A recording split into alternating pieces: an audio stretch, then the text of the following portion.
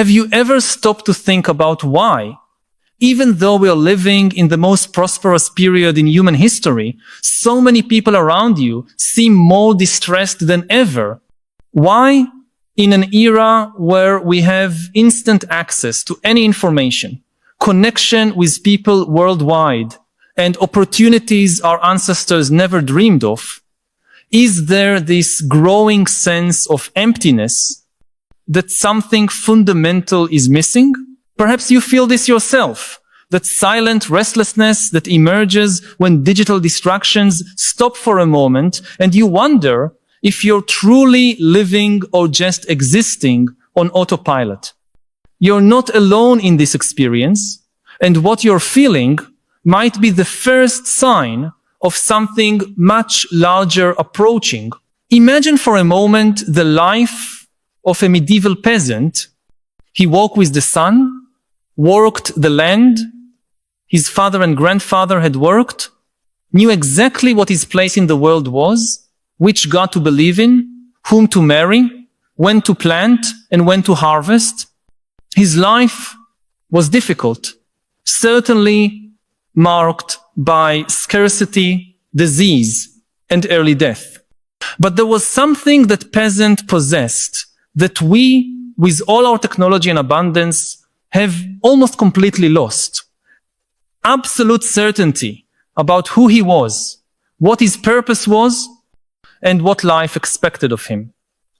Every gesture had meaning, every season brought known rituals, every relationship was embedded in a stable social network that had been tested for generations. He might die young, but he knew exactly why he was alive. Now compare this with the experience of a young adult in 2024. He has access to more information than any emperor in history, can instantly communicate with people on distant continents, has career opportunities that didn't exist a decade ago, but every morning he needs to construct his identity from scratch, decide what to believe among thousands of digital influencers, choose among hundreds of career options that might become obsolete before he even graduates, navigate liquid relationships, where even the concept of romantic love is constantly being redefined. He might live to 90, but spends most of his time wondering what the point is of living so long. This is the great transformation of our time, and it's creating the ground for a completely new crisis. While economists and politicians prepare for possible financial collapses, recessions, or trade wars, the real storm approaching won't be measured in GDP or stock indices. It will be measured in rates of depression, anxiety, suicide, and a completely new form of human suffering we're still learning to name: collective existential crisis. For centuries, humanity organized its societies around grand narratives that gave meaning to both individual suffering and collective progress. Religion promised that earthly suffering would be compensated in eternal life. Nationalism suggested that personal sacrifices served the glory of the homeland. Socialism guaranteed that present difficulties were building a utopian future for all. Even capitalism offered its own version of meaning. Work hard, be successful, consume, and you'll find happiness through material progress. But what happens when all these narratives begin to crumble simultaneously? When religion loses relevance for large urban populations, when nationalism reveals itself as an artificial construction that serves more to manipulate than to unite, when socialism fails in its utopian promises, and when capitalism itself begins to produce more anxiety than satisfaction, what remains is an entire generation of human beings who are highly educated, technologically connected, and materially comfortable, but completely lost about what to do with their lives. This isn't a crisis that can be solved with economic policies or institutional reforms. It's a crisis of meaning, and it's deepening every year. Statistics already show the signs. Rising depression rates among young people who theoretically have everything to be happy about, anxiety epidemics in prosperous countries, suicide records among populations with high education and income levels. But this is just the beginning. Technology, which was supposed to liberate us, is accelerating this crisis in ways we've barely begun to understand. Every algorithm that personalizes our digital experience isolates us a little more in our own reality bubble. Every screen-mediated interaction reduces our capacity to form genuine human connections. Every notification that interrupts our focus fragments our capacity for deep contemplation and self-knowledge a little more. We are creating tools too powerful for our current emotional wisdom. Think about the paradox we live in. We have apps that promise to connect us with anyone in the world, but record levels of loneliness. We have access to humanity's entire library in the palm of our hand, but our capacity for concentration is dramatically diminishing. We have medications that can chemically treat depression, but the existential causes of that depression are multiplying faster than our ability to medicalize them. And here lies the true danger of the 2026 crisis. It won't have simple technical solutions. When an economy collapses, we know what to do. We can print money, lower interest rates, create employment programs, restructure debt. When a war threatens international order, we can mobilize armies, form alliances, negotiate treaties. But what do we do when millions of people simultaneously lose the capacity to find meaning in their lives? The answer isn't in more technology, more efficiency, or more economic growth. It might be, paradoxically, in learning to slow down in an era that forces us to constantly accelerate. It might be in rediscovering forms of human connection that don't depend on digital mediation. It might be in creating new rituals and traditions that offer the kind of emotional stability that old institutions used to provide.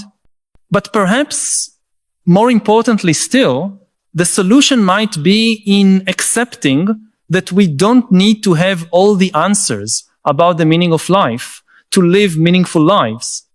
The medieval peasant had certainties that were largely illusory, built on myths and traditions that wouldn't withstand modern scientific scrutiny. We have doubts that are paradoxically closer to the truth about the complexity of human existence. The emotional crisis approaching might actually be a disguised opportunity, a chance to build a way of living that's more honest about the limitations of human knowledge, more compassionate toward the suffering inherent in existence, and more creative in seeking forms of meaning that don't depend on absolute certainties or promises of permanent happiness. Let me pause for a moment to ask, do you recognize in your own life this constant search for meaning in a world that seems to offer fewer and fewer reliable narratives about how to live? This feeling that despite all the available opportunities, something essential is missing in our collective experience? If these reflections touch on questions you've been carrying, perhaps in silence, know that you're far from alone in this restlessness. Share in the comments.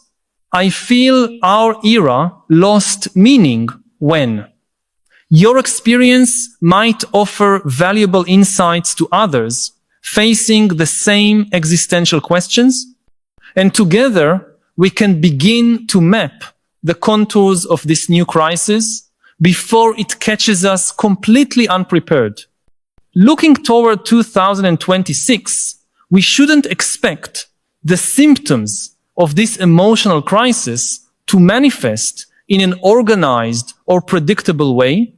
They might appear as waves of protests that can't clearly articulate their demands, populist political movements that promise simple answers to complex questions, or even as completely new forms of art and culture that express the anguish of a generation lost between worlds.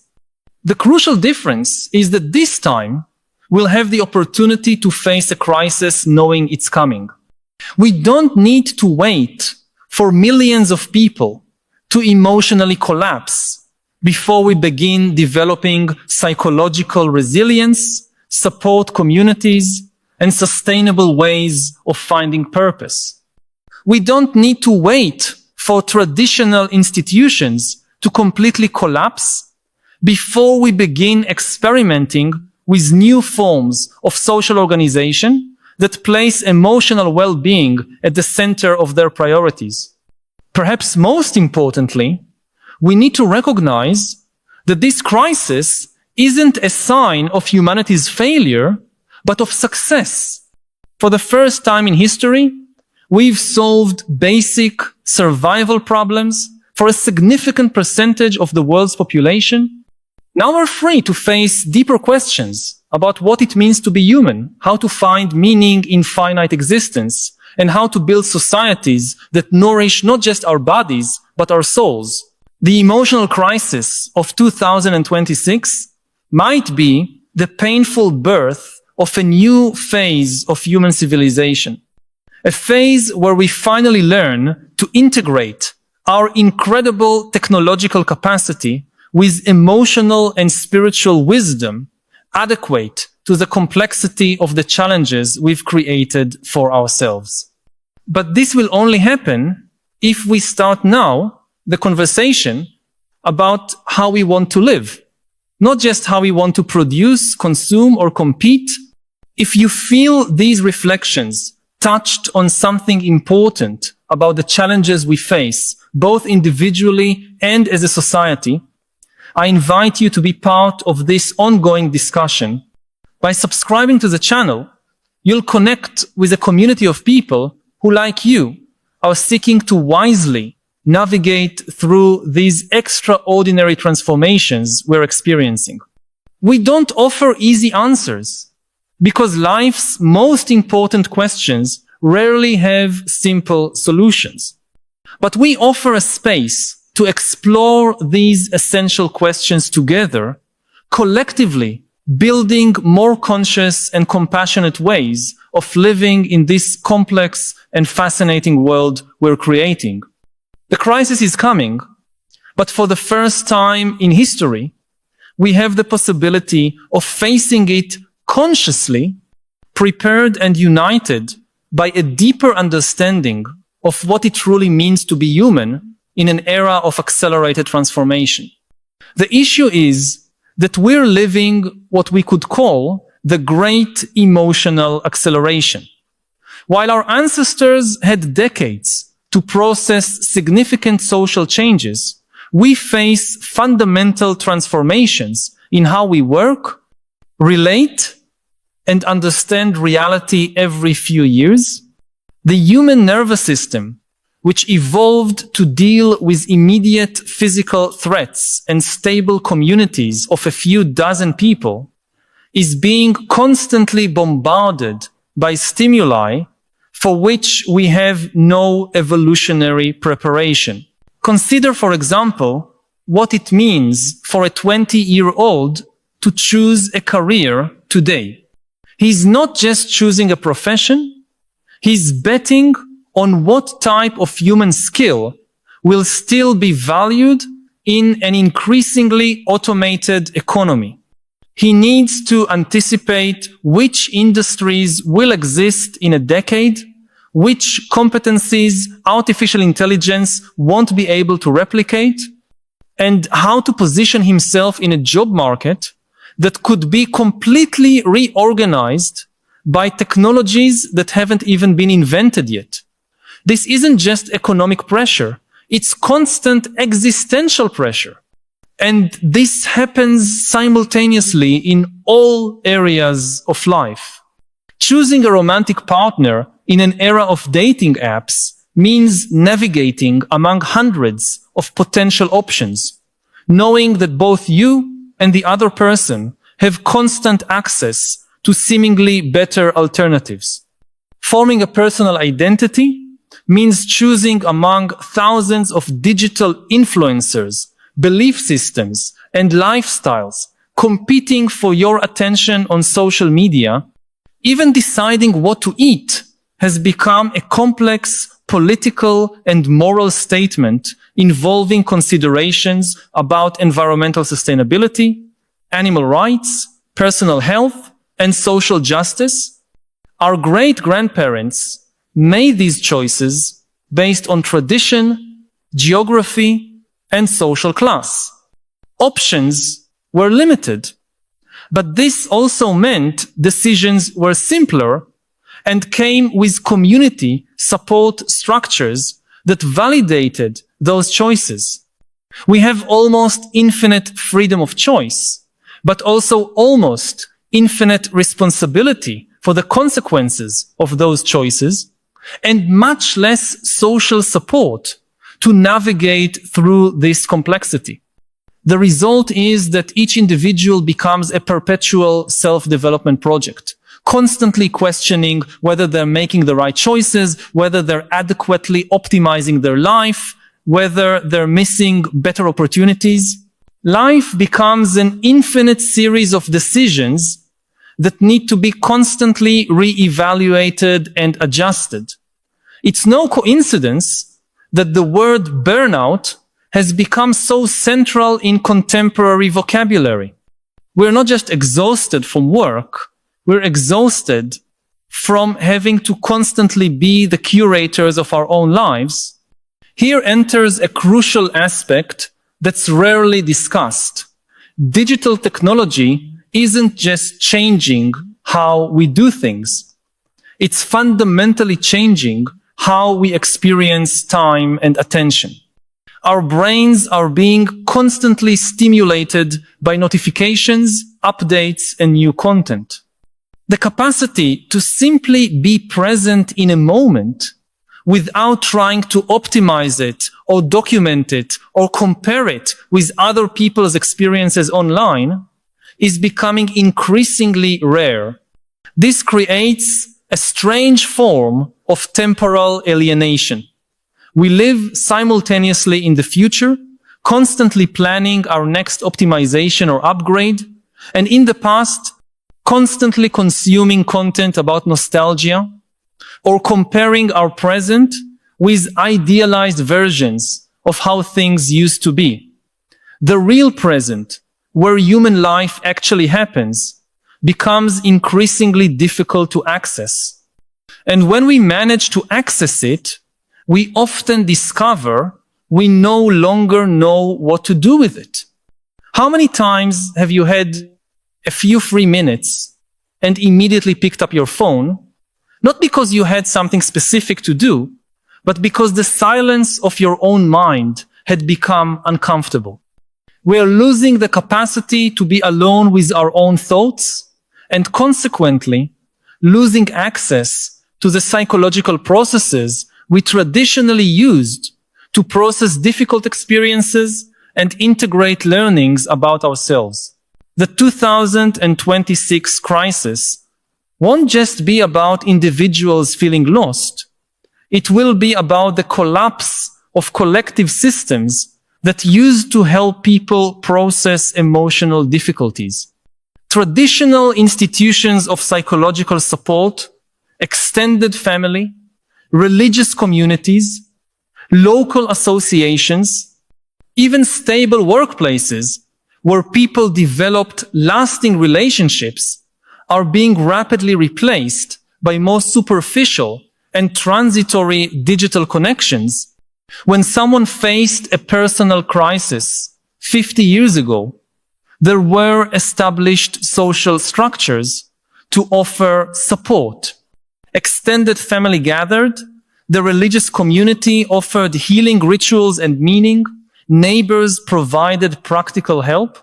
Today, a person in emotional crisis often finds themselves alone with their own psychological resources, perhaps with access to professional therapy if they have financial means, but without the informal support networks that historically sustained people through difficult periods. Paradoxically, this happens at a time when theoretically we're more connected than ever. But digital connection isn't equivalent to real emotional support. You can have 1,000 online followers and still feel profoundly alone when facing a real crisis. You can be constantly in contact with people through messages and still have no one you can honestly talk to about your deepest doubts. Even more problematic is that digital platforms often amplify constant social comparison. Every personal experience is unconsciously compared with curated and optimized versions of other people's lives we see online. This creates a completely new form of psychological suffering in human history. The constant feeling that everyone else is living more interesting, more successful, and more meaningful lives than ours.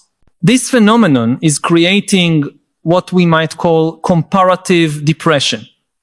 It's not traditional clinical depression caused by chemical imbalances or specific traumas.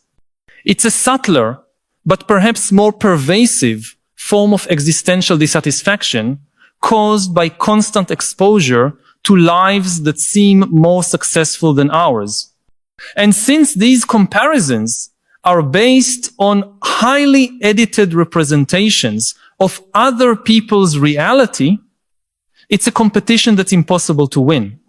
Now imagine this multiplying on a social scale. It's not just individuals facing these pressures. It's entire societies trying to navigate transformations for which we have no historical precedents. The speed of technological change means that solutions that worked for the previous generation became irrelevant before the next generation could even learn them. Educational systems are trying to prepare children for careers that might not exist when they graduate. Political systems are trying to regulate technologies that evolve faster than the capacity to create legislation.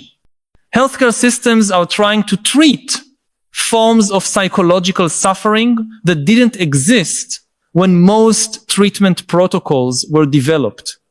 It's in this context that we must understand the 2026 crisis not as an isolated event, but as the moment when these accumulated tensions reach a critical tipping point. It will be the moment when an entire generation that grew up with these pressures reaches full adulthood, assuming leadership positions in a society they perceive as fundamentally dysfunctional. But unlike traditional economic crises, this one can't be solved just with public policies or institutional changes. It will require a transformation in how we understand what it means to live a meaningful human life in an era of accelerated change. The good news is that this transformation is already beginning to emerge in unexpected ways. Global mental wellness movements are creating new vocabularies for discussions about psychological health. Online communities are experimenting with more authentic and less competitive forms of connection.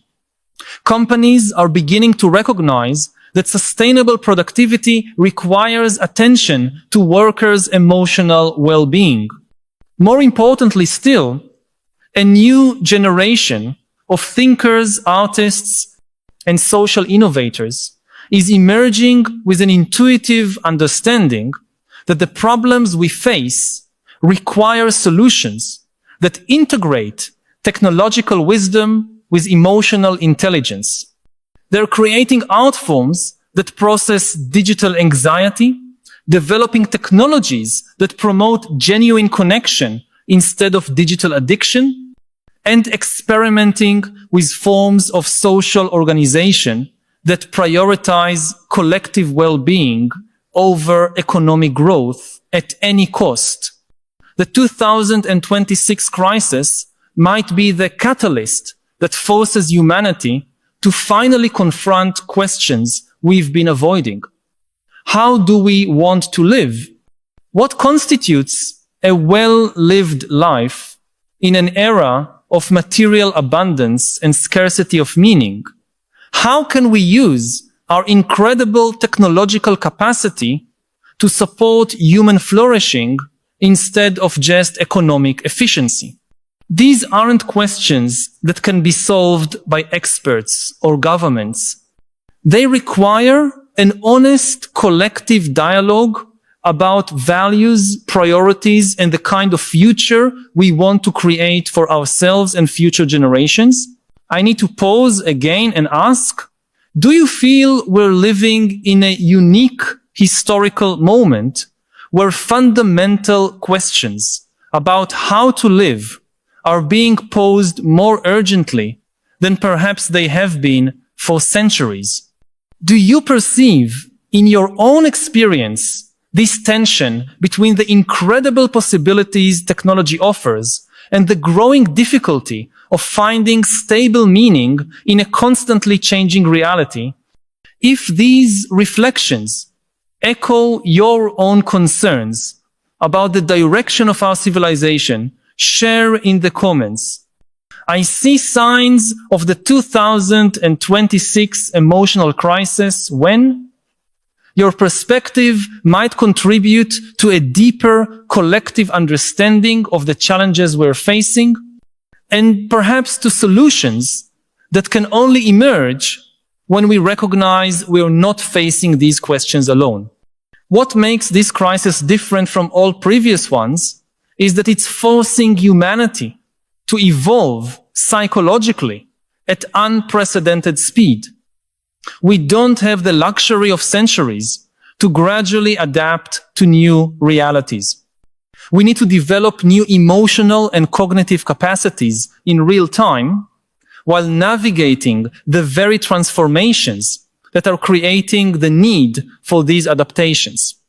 This suggests that solutions to the 2026 crisis won't come just from external changes in policies or technologies, but from an internal transformation in how human beings relate to themselves, to each other, and to the purpose of their lives. We are being called to become wiser, more compassionate, and more resilient at a speed that will test the limits of human adaptability. But if we succeed, if we can use this crisis as an opportunity to make this evolution consciously, we might be on the threshold of a completely new phase of human civilization. A phase where we finally learn to live according to our true nature as meaning-seeking beings in harmony with the powerful tools we've created, in a society that nurtures both our individual potential and our collective well-being. The choice is ours, and time is running out. But for the first time in history, we have both the awareness and the necessary tools to make this choice consciously. The question is whether we'll have the courage and wisdom to do it before the crisis forces us into changes that might be much more traumatic than the transformations we could consciously choose today. If you've made it this far in this reflection, you're probably someone who feels the urgency of these questions in your own life. I invite you to join this ongoing conversation about how we can collectively navigate through this extraordinary transformation. By subscribing to the channel, you'll become part of a community of people committed to developing both intellectual understanding and practical wisdom for the unique challenges of our time. Together, we can explore not just the problems we face, but the extraordinary possibilities that open up when we consciously confront the deepest transformation moments in human history. The future we create depends on the conversations we begin today.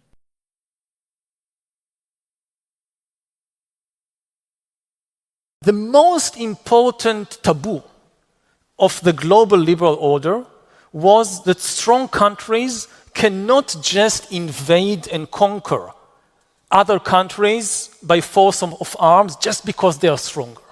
It has been, I would say, the most amazing political and maybe moral achievement of humankind. And the place to see that it was a reality is in government budgets. You know, people talk about peace and war, and they think about, all these pacifist literature or poetry. Don't read poetry, read government budgets. And government budgets over the last 20 or 30 years have been the most amazing thing to read. More than 80% of the budget of the Roman Empire was spent on soldiers, warships, fortresses, weapons. And this was the situation until the 20th century. In the early